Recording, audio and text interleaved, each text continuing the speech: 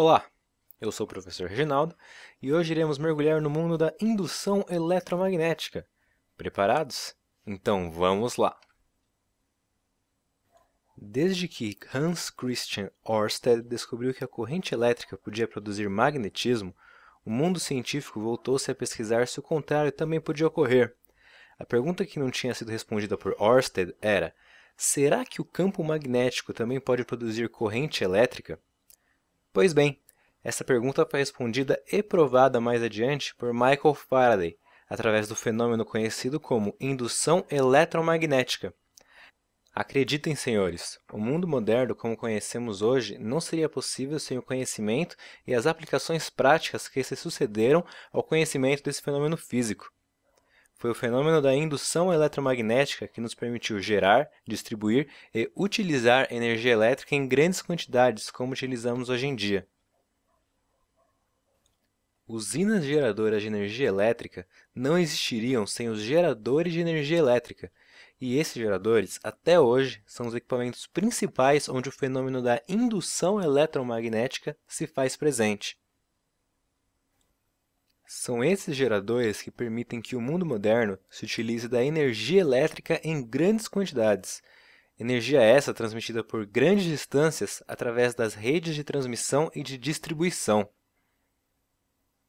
Já nessas redes de transmissão e distribuição de energia elétrica, temos os transformadores elétricos, máquinas elétricas insubstituíveis no processo de transportar a energia elétrica produzida nas usinas de energia elétrica, e eles, os transformadores, só funcionam graças também ao fenômeno da indução eletromagnética. A comunicação rápida e eficiente entre as pessoas do mundo inteiro, através das ondas eletromagnéticas e das redes de dados que utilizamos no nosso cotidiano, com certeza não seria possível hoje em dia sem o conhecimento e aplicações que a indução eletromagnética permitiu. O som, embora não sendo uma onda eletromagnética, está presente no nosso dia a dia em equipamentos que utilizamos a todo momento no nosso mundo moderno. Como, por exemplo, podemos citar os microfones e alto-falantes, que também funcionam através do princípio da indução. Aparelhos e instrumentos de medição de grandezas elétricas que utilizamos em nosso dia a dia como profissionais da área de eletrotécnica são também, em muitos casos, outros exemplos onde o fenômeno da indução está presente, como os amperímetros analógicos, os amperímetros alicate, os voltímetros. E, logicamente, não poderíamos deixar de citar os motores elétricos de indução, sem os quais ainda estaríamos movimentando este mundo a vapor, ou pior ainda, motores a explosão e poluindo muito mais esse nosso planeta. Enfim, são tantas as aplicações da indução eletromagnética neste nosso mundo moderno que precisaríamos de muitas horas para falar delas. Daí a necessidade de que esses fundamentos sejam inteiramente dominados pelo técnico em eletrônica, que, diretamente ou indiretamente, estarão relacionados com esses fenômenos na sua atuação profissional. Vamos então conhecer mais profundamente este fenômeno? Preparados? Ok, então vamos lá! Bom, tudo começa com o entendimento de que para haver indução, o magnetismo e o eletromagnetismo necessitarão de meios físicos por onde o fluxo magnético será transportado de um ponto ao outro. Esse meio físico por onde o fluxo magnético se transporta é chamado de circuito magnético ou caminho magnético. É nele que encontraremos a fonte de geração do campo magnético, o meio condutor por onde o fluxo magnético é encaminhado de um ponto a outro, e o consumidor do ponto magnético produzido onde o fenômeno da indução acontece. Vamos ilustrar o que acabamos de dizer utilizando um transformador elétrico didático. Nele, temos a fonte de geração do campo magnético, que é o circuito elétrico ligado à bobina primária, o lado 1, e o meio condutor identificado pelo núcleo de material ferromagnético por onde o fluxo magnético circula, e o consumidor do campo magnético produzido, representado pelo circuito elétrico ligado à bobina secundária, o lado 2. Como dissemos, o transformador elétrico representa muito bem o fenômeno da indução e, com certeza, é o exemplo mais didático para entendermos melhor este fenômeno, além de ser o equipamento elétrico mais importante para que possamos usufruir da energia elétrica produzida nas usinas geradoras de energia elétrica. A indução eletromagnética, que é o fenômeno mais importante do eletromagnetismo, foi observado inicialmente em 1831 e de forma independente por dois físicos, Michael Faraday, na Inglaterra, e Joseph Henry, nos Estados Unidos. Michael Faraday estudou os efeitos da indução eletromagnética e comprovou ser possível obter corrente elétrica por meio dos efeitos magnéticos. Ele fez muitos experimentos e, analisando os resultados obtidos, elaborou a Lei da Indução Eletromagnética. Essa lei ficou conhecida como Lei de Faraday e, em sua homenagem, foi criada a unidade de medida de capacitância, o Farad. Joseph Henry desenvolveu pesquisas na área do eletromagnetismo e elaborou estudos sobre a autoindução eletromagnética, a qual posteriormente serviu de base para a criação dos transformadores elétricos. Também colaborou na invenção do telégrafo, do motor elétrico do telefone e, em sua homenagem, foi criada a unidade de medida de indutância, o Henry.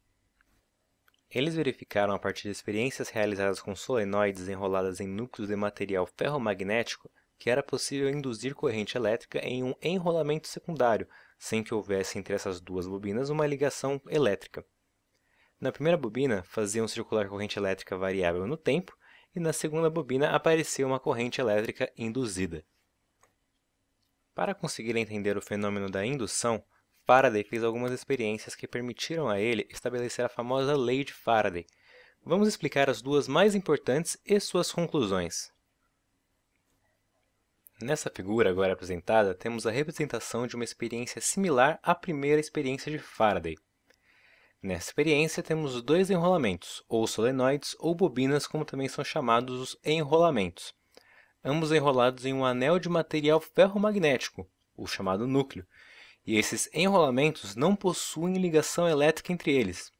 Um desses enrolamentos está ligado a uma fonte de tensão, no caso uma pilha, e o outro está ligado a um galvanômetro, que é um dispositivo capaz de detectar e de acusar a presença de correntes elétricas. Esse galvanômetro era analógico e com o zero ao centro do instrumento, o que permitia verificar o sentido da corrente elétrica. Ao ligarmos a chave, uma corrente elétrica irá circular no determinado sentido do enrolamento. É essa corrente elétrica que irá produzir o fluxo magnético no circuito magnético em anel. Esse fluxo magnético, ao atravessar o enrolamento ligado ao galvanômetro, irá induzir uma corrente elétrica nele e o galvanômetro acusará a presença dela em um determinado sentido, fazendo o ponteiro se movimentar no sentido dessa corrente induzida no enrolamento secundário, ocorrendo nesse momento o fenômeno da indução eletromagnética. Vamos ver como isso acontece. Fechando a chave, uma corrente elétrica começa a circular no enrolamento primário. Chegando ao enrolamento primário, essa corrente começa a circular pelas espiras e, pela regra da mão direita, um fluxo magnético será estabelecido no interior desse enrolamento e se encaminhará pelo anel de material ferromagnético até o enrolamento secundário, onde será induzida uma corrente elétrica que será detectada pelo galvanômetro, que vai acusar sua intensidade e seu sentido. No caso dessa simulação que estamos mostrando, mais 10 A e, em seguida, mesmo com a corrente elétrica e o fluxo magnético circulando, o galvanômetro voltará a zerar. Observe. Mas Faraday ficou mais espantado ainda quando, ao desligar a chave, o galvanômetro deu um salto de 0 até mais 10 A e, em seguida, voltou a zerar. Veja. Viu agora o que aconteceu? Faraday percebeu que a indução ocorria instantaneamente, e era somente no instante em que ele fechava ou abria a chave que havia corrente induzida no enrolamento secundário, pois logo o galvanômetro voltava a indicar zero de corrente induzida neste enrolamento. É bom lembrar aos alunos que nessa simulação que estamos apresentando, o tempo de ocorrência do fenômeno está muito mais lento. Em tempo real, isso acontece quase instantaneamente. Faraday observou também que se invertermos o sentido da corrente, invertendo a polaridade da pilha que alimenta a bobina primária, o mesmo fenômeno ocorria, porém, o galvanômetro acusava uma corrente induzida em sentido contrário ao anterior e, em ambos os casos, o galvanômetro só registrava a corrente elétrica presente durante um tempo muito pequeno. Este tempo era exatamente o tempo em que ocorria o fechamento ou abertura da chave. Logo após, não havia mais corrente induzida detectada pelo galvanômetro. Veja agora o que ele observou. Note que agora a corrente elétrica e o fluxo magnético circularão em sentido contrário ao anterior e, portanto, agora a corrente induzida no enrolamento secundário também terá um sentido contrário. No caso da nossa animação, indicará 10 ampere.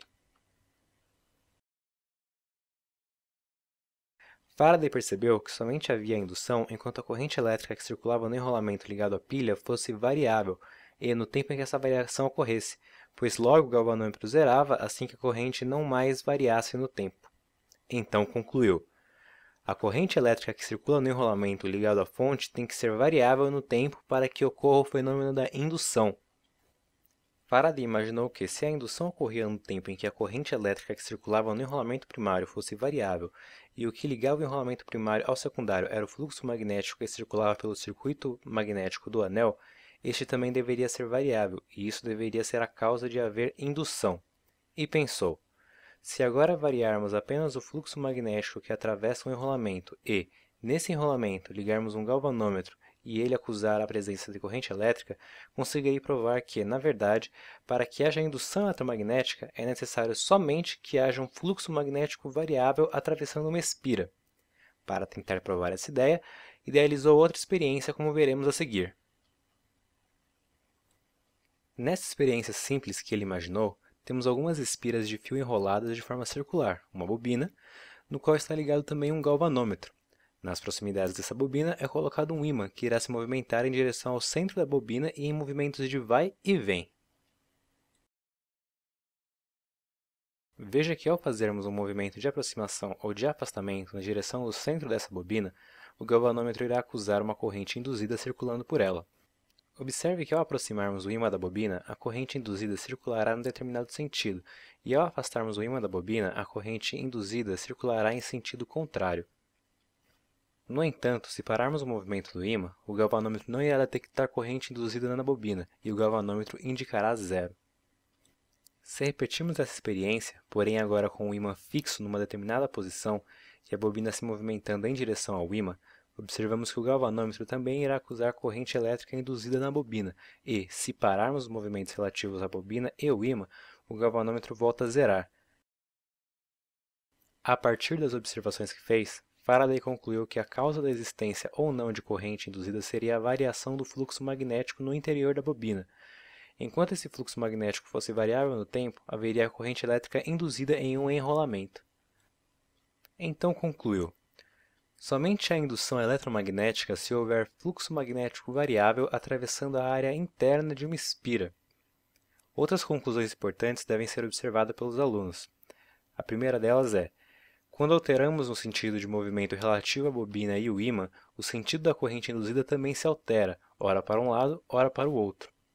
E segundo, a intensidade da corrente induzida depende da velocidade com que movimentamos o ímã ou a bobina, o que nos leva a concluir que a intensidade da corrente induzida depende diretamente da velocidade do movimento que fazemos, ou seja, quanto maior a velocidade do movimento relativo que fazemos, mais intensa é a corrente induzida. A partir das observações e conclusões que Faraday tirou de suas experiências, ele estabeleceu a sua lei matemática postulando que para que houvesse uma corrente induzida no enrolamento através de um fluxo magnético variável, era necessário que, entre os terminais dessa bobina, fosse criada uma diferença de potencial elétrico ou tensão, a qual denominou de tensão induzida, e a expressão matemática ou forma que ele elaborou foi a seguinte: epsilon é igual a menos ΔΦ sobre ΔT, onde epsilon é a tensão induzida em volt, ΔΦ é a variação do fluxo magnético em Weber e ΔT a variação do tempo em que ocorre a variação do fluxo magnético em segundos. Posteriormente, Lenz completou a lei de Faraday, introduzindo o sinal negativo na expressão de Faraday. Esse sinal negativo introduzido na lei de Faraday apresenta a oposição do fluxo magnético produzido pela bobina induzida, sendo contrário ao fluxo magnético da bobina indutora, chamado de fluxo magnético induzido, e é ele que explica a repulsão do ímã quando se aproxima da bobina e a atração do ímã quando o mesmo se afasta da bobina. A expressão matemática final que representa o fenômeno da indução eletromagnética passou a ser conhecida como lei de Faraday, lei de Lenz ou ainda lei de Faraday-Lenz. Bom, por enquanto é isso, um abraço e até a próxima aula.